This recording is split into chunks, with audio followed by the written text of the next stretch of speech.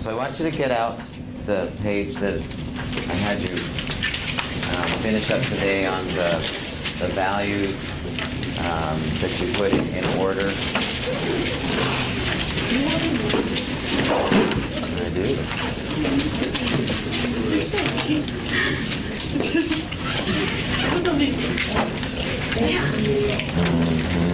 That doesn't make a whole lot of sense here. So,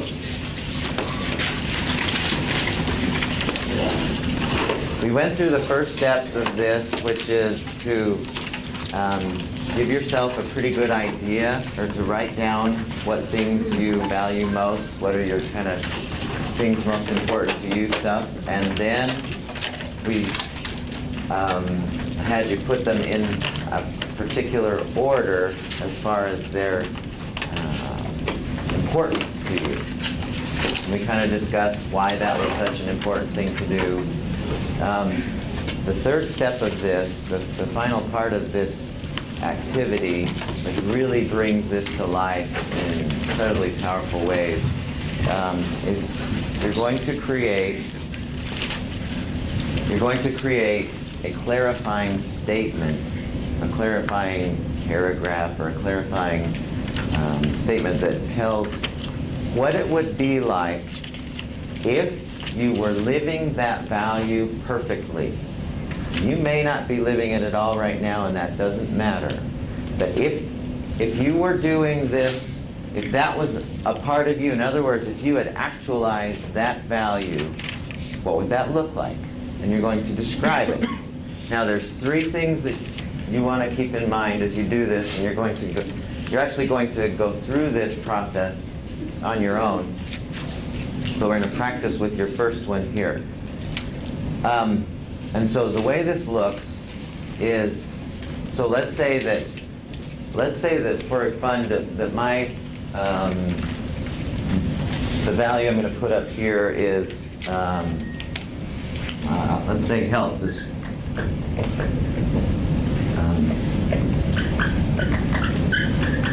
that's one of my values, to have optimum health. So the question is, so that's something that I've determined is something very important to me. I don't care if it's important to anybody else, but it's important to me. So the question is, how would that look? Or what would I be doing so that I'm actualizing that particular value? And the way we do this is we keep in mind three things when we write this. So we write these in terms of, so I want you to get this in your head, how you're going to make these clarifying statements or these clarifying paragraphs about your values. Is we do these first in terms of I statements. Okay, we do these as I statements. Now, what I mean by that is when we write these out, we say things like,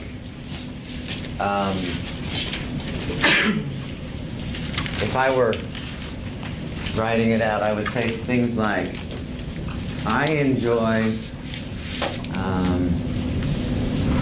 incredible, I'm just making this up, levels of energy.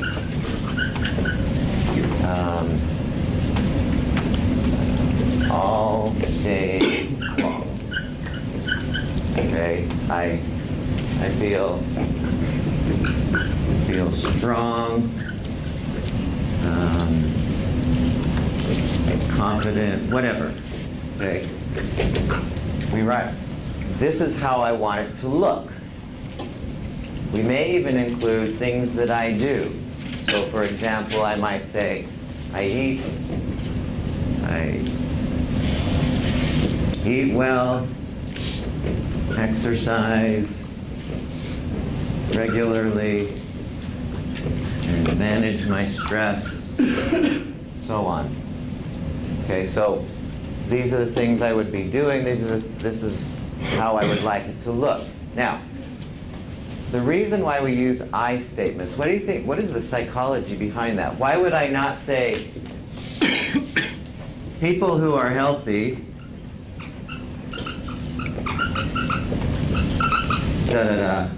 do those things? Why would I say I instead of people who? Corey? It's a positive affirmation. Meaning what? Yourself. You're actually telling yourself this. It's your words you're speaking, and what you're hearing is actually programming you. Right. So if we go back to our discussion on the subconscious mind, remember that? We talked about the hypnotist. We talked about why guided imagery works. Well, what is it about when you said programming? What are we programming? The subconscious mind. Yeah, we're driving that down into the subconscious mind, and it, not knowing any differently, will go, oh, okay. And it will start to create the behaviors that will lead to this outcome. Do you get that? If we say people who are healthy, eat well, you say that to your subconscious mind, what it's hearing really is, well, that's other people, but that ain't us. So good luck with that. But if we say, I enjoy incredible levels of energy every single day, then our subconscious, not knowing any better, all it does is run programs. There's not a being in there that's questioning. It's just going, well, whatever you say is what I'm going to do. Okay. All right, so if you're telling me that this is how I am for me, an affirmation, then it's going to go, okay, well, if that's what, then I'm going to make us do things that will bring about that reality that you're setting up for me. It's really that easy. So we use this I statements to let our subconscious mind know who this is about rather than somebody else, okay? So the second thing we do, we write this in the present tense. We write these statements in the present tense. Now you'll notice I did this here. I enjoy, I feel, I eat well. Why do you think, and again, recalling our discussion about the subconscious mind, because really this is what we don't do this nearly as much willpower as we let the subconscious mind, which is way more powerful, do work. Why do you think that is? What's the psychology behind saying these in the present tense? So it happens right now, as opposed to putting it like, I will enjoy. That makes sense. Mm-hmm. Okay. And your subconscious mind goes, did you have a thought, Keith? Well, I was just going to say, if you put it in the present or past tense, it could almost never become reality because it could always be in the present or future. Or The future and the past. That's what I meant. Yeah. If you tell your subconscious mind, yeah, I will have tremendous energy and I will exercise regularly, it'll go, okay, well, sometime I'll get around to it, I guess. You don't want me to do this now, so I'll just wait with this trouble. When we put it in the present tense. Now, the problem, what is the problem with putting it in the present tense? What is immediately, can you think, is the challenge with that as you say that? If you don't do that stuff, it's kind of like difficult. Right. Yeah, there's a sense, well, this isn't happening for me. I'm not doing this. Okay? I'm not feeling tremendous energy. I'm not feeling peaceful. I'm not. It's okay. We lie to ourselves all day long with the things we say anyway. We might as well lie to ourselves in a positive way. Really. I mean, when we say, I'm going to be eaten up by a bear when I take this test, well, that's a lie. But since we're telling ourselves that, our subconscious goes, must be a bear, I better get ready. Same kind of thing, only on the positive side. The subconscious will start leading you or start creating those behaviors in you that will support that lie as opposed to the other. And then pretty soon it will become reality for you. Okay, the third thing is we write it in the positive. These are written positively. So for example, you notice I wrote, I enjoy incredible levels of energy. I eat well and exercise regularly. I wouldn't say something like, I don't smoke, I don't drink soft drinks anymore, and I don't have Hostess anything. Bless you. Why do we not do that? Why is that not an appropriate thing? I heard a study somewhere where they said the brain doesn't differentiate negative, it just hears positive. So you say I don't eat Hostess, but it doesn't hear the not, and it just goes I do eat Hostess. Exactly. That's exactly right. So we don't, as we say, if we say, I don't drink soft drinks, if that were something for you. But anyway, if you were to say that, your subconscious mind is going, okay, soft drinks. Okay, I guess I'm going to go have some. So you watch people who are on diets. What do people do who are on diets when they're thinking about food all the time? That's all. Yeah, and they go to the food. It's kind of like if you're having troubles with like bills and you're getting a ton of bills and you're in debt and stuff, instead of saying, I don't want to be in debt, I'm not going to be in debt, that's still affirming the debt. You want to focus on like prosperity and financial stability and stuff. It's the exact thing that you're talking about, yeah. What you focus on is what you're creating into your experience.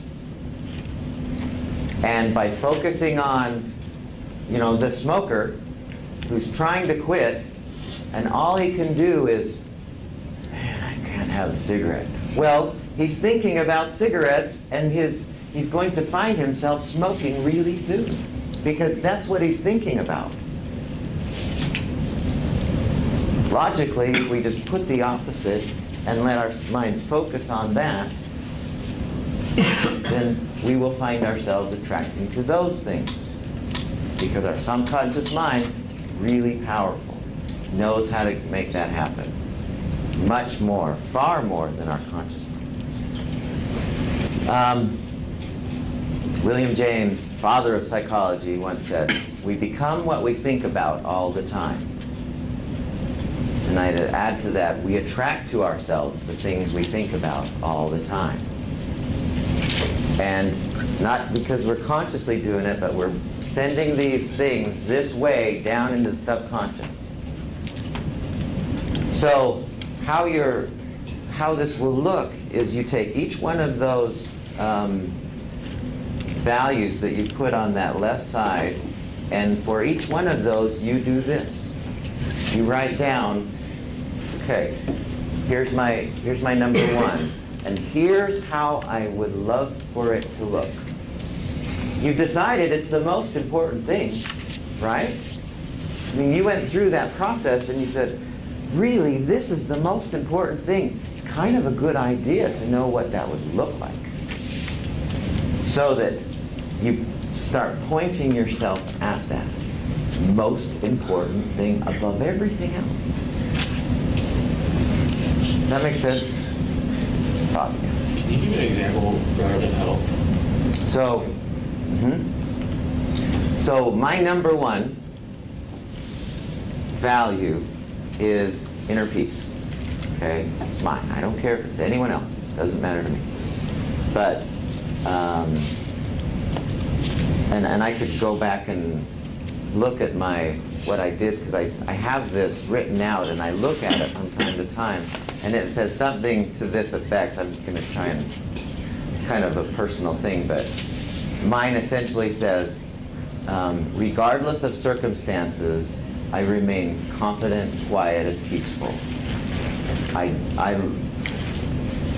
When things outside of me happen that I can't control, I maintain an equanimity within me, that kind of thing. So I have a clear idea of who's in charge with my peacefulness, and how I'd like that to look. Okay, it's like 3 sentences, but I know, okay, that's what that will feel like. And I don't experience it all the time, but at least I know that if that's number 1, I have, one of mine is risk-taking. It says, I enjoy doing things that are seemingly uncomfortable. Physically, socially, spiritually. I enjoy doing things that are outside of my comfort zone. And 2 or 3 more things associated along those lines. Does that make sense?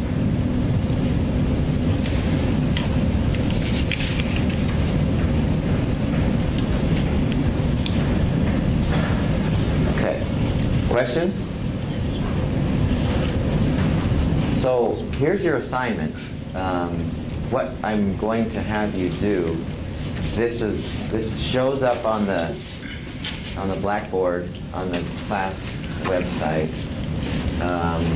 where you're going to do this process and you'll answer the questions associated with the values chapter. But and the instructions that I've given you here are exactly the same as the instructions that are on the website. But here's the thing. Here's what I'd like you to think about.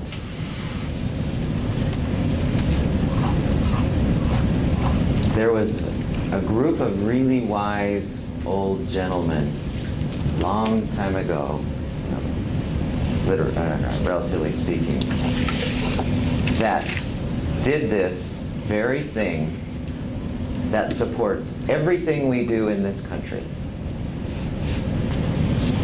What am I talking about? Yeah, the Founding Fathers. They did this very thing, and they weren't, it was not an easy process for them. They didn't really, not everyone got along with how this was turning out. But ultimately, they created this Constitution that drives, that is, every law in our country is based on this, what they set up over 200 years ago. Companies nowadays spend tons of money making constitutions, employee or worksite constitutions, or vision statements, or mission statements is another one you hear about. This is exactly what they're doing. Exactly. I know, because I didn't make this up. I borrowed this from a company who, that's what they do.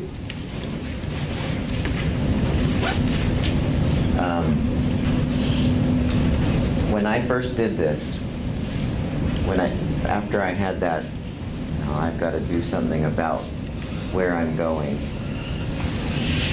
I went to my brother's cabin. He lived near Sundance, and for a week, I spent an entire week, didn't have a TV, didn't have a phone, didn't have anything with me. I just had my wisdom literature, my books that I really inspire me. And I spent a week doing this. Now, I'm not saying this is what I'd like you to do, but I felt like it was that important to me to understand who I am and what I'm about and where I want to be going. And I still have, probably 25 years later, I have this constitution of mine that I refer to very frequently. And I look at it and I go, okay, how am I doing with respect to what I feel is most important?